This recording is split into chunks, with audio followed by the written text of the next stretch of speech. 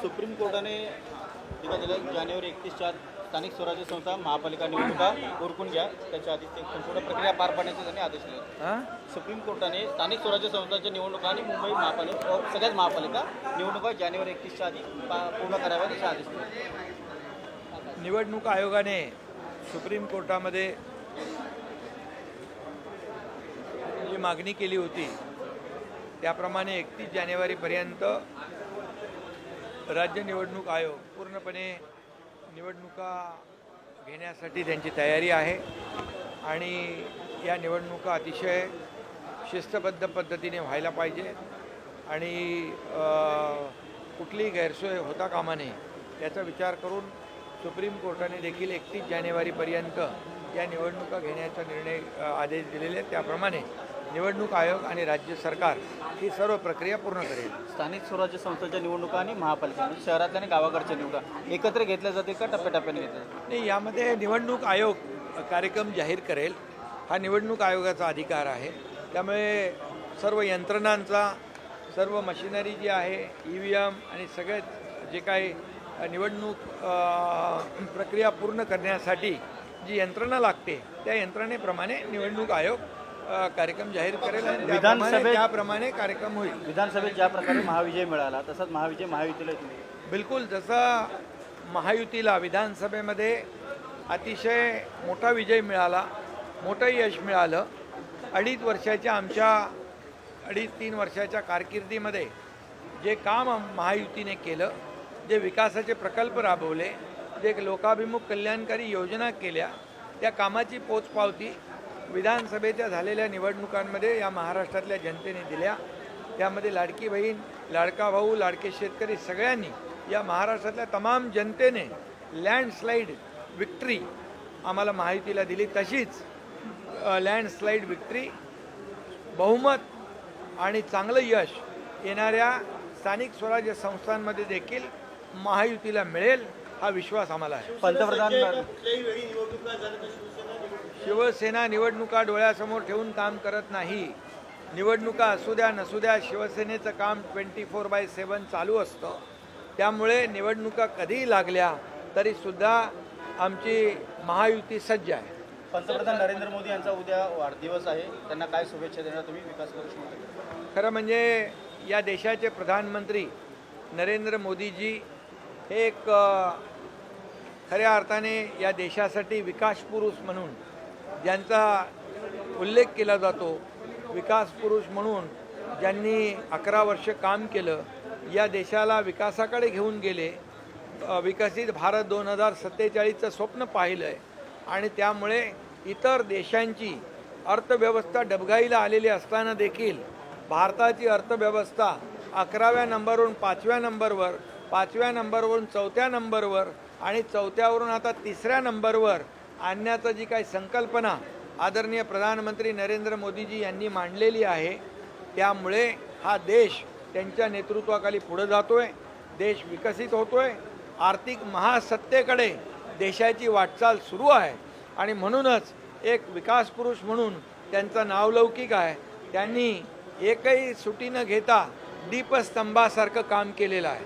एक त्यांच्या आईचा मृत्यू झाल्यानंतर देखील त्या ठिकाणी आपलं जे कर्तव्य आहे, कर्तव्य बजावल्यानंतर या राष्ट्राचं कर्तव्य बजावण्यास ते पुढं आले आणि त्यामुळे अशा प्रकारचा प्रधानमंत्री या देशाने कधी पाहिला नाही. तुम्ही एवढंच मी सांगतो, एक दीपस्तंभासारखं काम त्यांनी केलं आहे.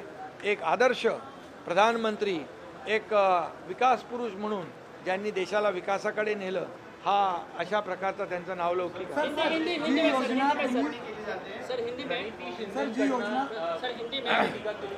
अविश्रांत मेहनत घेणारे, कष्ट घेणारे अशा प्रकारचे देशाचे प्रधानमंत्री आपण पाहिले.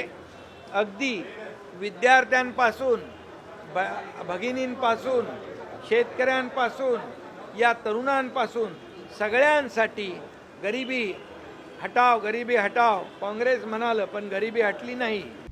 आता isakal.com आहे देशातील नंबर 1 ची मराठी न्यूज वेबसाईट. प्रत्येक अपडेटसाठी isakal.com ला नक्की भेट द्या. गरीब हटून गेला, परंतु गरिबी हटवली खऱ्या अर्थाने देशाचे प्रधानमंत्री नरेंद्र मोदीजींनी 32 कोटी लोकांना दारिद्र्य रेषेच्या वर काढण्याचं काम त्यांनी केलं. आज जवळपास आज अनेक लोकांना मोफत रेशन देण्याचं काम मोदीजींनी केलं. रोटी कपड़ा मकान देणारा प्रधानमंत्री म्हणून त्यांचं नाव लौकिक आहे. सर, हिंदी में बताइए कि प्रधानमंत्री नरेंद्र मोदी जी का जन्मदिन है, प्रधानमंत्री नरेंद्र मोदी जी का जन्मदिन है, किस तरीके से उन्हें शुभकामनाएं देंगे सर?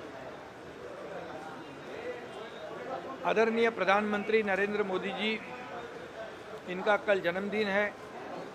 उनको मैं ढेर सारी शुभकामनाएं देता हूं.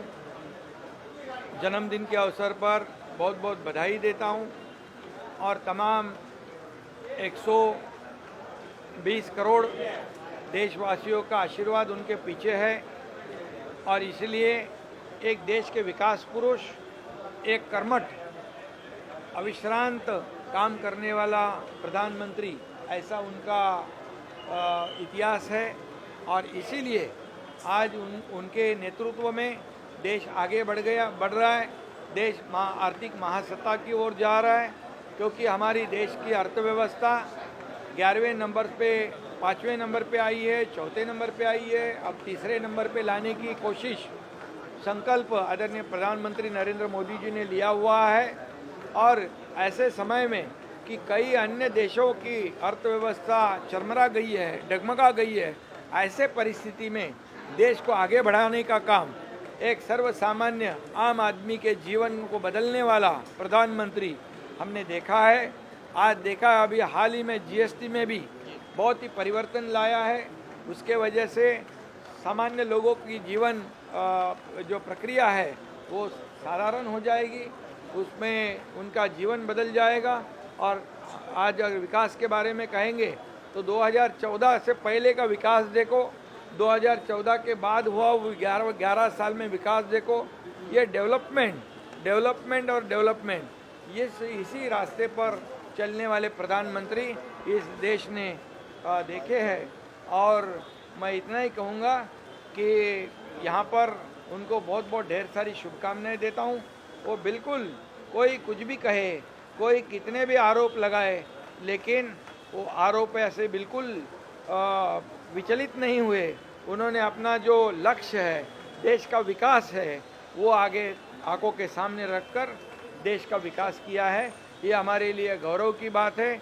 ये आदरणीय प्रधानमंत्री नरेंद्र मोदी जैसा प्रधानमंत्री हमारे देश को प्राप्त हुआ है, मिला है, नेतृत्व कर रहा है, ये हमारे लिए सौभाग्य की बात है, गर्व की बात है. सर, पहले कांग्रेस के लोगों ने प्रधानमंत्री जी के माता जी का अपमान किया और अब प्रधानमंत्री जी का अपमान किया है. कांग्रेस सांसद प्रणीति शिंदे ये कहती है कि प्रधानमंत्री का जन्मदिन हमारे लिए काला दिन जैसा है.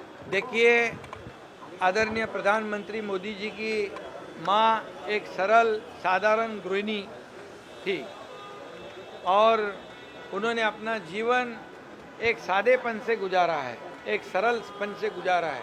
उनका बेटा प्रधानमंत्री होने के बावजूद कभी भी उन्होंने ऐसा बर्ताव नहीं किया कि वो प्रधानमंत्री जी की माँ है. लेकिन ऐसे माँ को राजनीति में घसीटना ये बहुत बड़ा पाप है, ये बहुत बड़ा दुर्भाग्यपूर्ण वक्तव्य है. इसकी निंदा जितनी करे उतने कम है. मैं इसकी कड़ी निंदा करता हूँ और मोदी जी की माँ का अपमान करना, इसका मतलब है पूरे देशवासियों को, देश के पूरे माताओं का अपमान करना. और इसलिए ये अपमान जो है देश के तमाम माताओं का है और माँ का अपमान नहीं सहेगा हिंदुस्तान, ऐसे सब लोग कहते हैं, ऐसे सब लोग कहते हैं. और इसीलिए मैं ये कहूँगा, ये सिर्फ नरेंद्र मोदी जी की माँ का अपमान नहीं, पूरे देशवासियों के माँ का अपमान है. और ये माँ का अपमान बिल्कुल, ये जिन्होंने अपमान किया है कांग्रेस ने, उनको बराबर सबक सिखाएगा.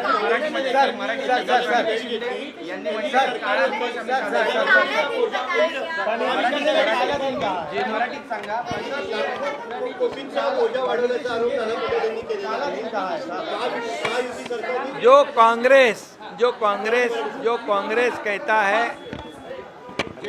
कांग्रेस कहता है ये काला दिन है, मैं उनको यही पूछता हूँ कि 2014 से पहले ये देश में क्या था? ये देश में 2G स्पेक्ट्रम, कोयला घोटाला, चारा घोटाला, कॉमनवेल्थ घोटाला और क्या क्या घोटाला किया है उन्होंने। कितने घोटाले हर दिन, हर बड़े बड़े आप ही लोगों के मीडिया में, प्रिंट मीडिया में आखे आखे पेज पर ये घोटाले की मालिका आती थी। और दुर्भाग्यवश मैं ये कहूँगा कि यहाँ पर जो पूरा कारनामा था 2014 से पहले, वो इतना बड़े पैमाने पर भ्रष्टाचार घोटालेबाजों का सरकार था, उसको पलटने का काम आदरणीय प्रधानमंत्री मोदी जी ने किया है। खुद राजीव गांधी कहते थे, केंद्र सरकार जब वो प्रधानमंत्री थे, केंद्र का 1 रुपया जब आता है तो आखिरी आदमी तक पहुँचते पहुँचते उसके 15 पैसे होते हैं।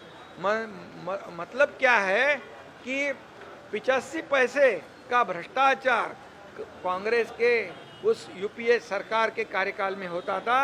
मोदी जी कहते हैं केंद्र का 1 रुपया जो जाता है आखिरी आदमी तक पूरा बंदा रुपया जाता है, इसमें कोई करप्शन नहीं होता है।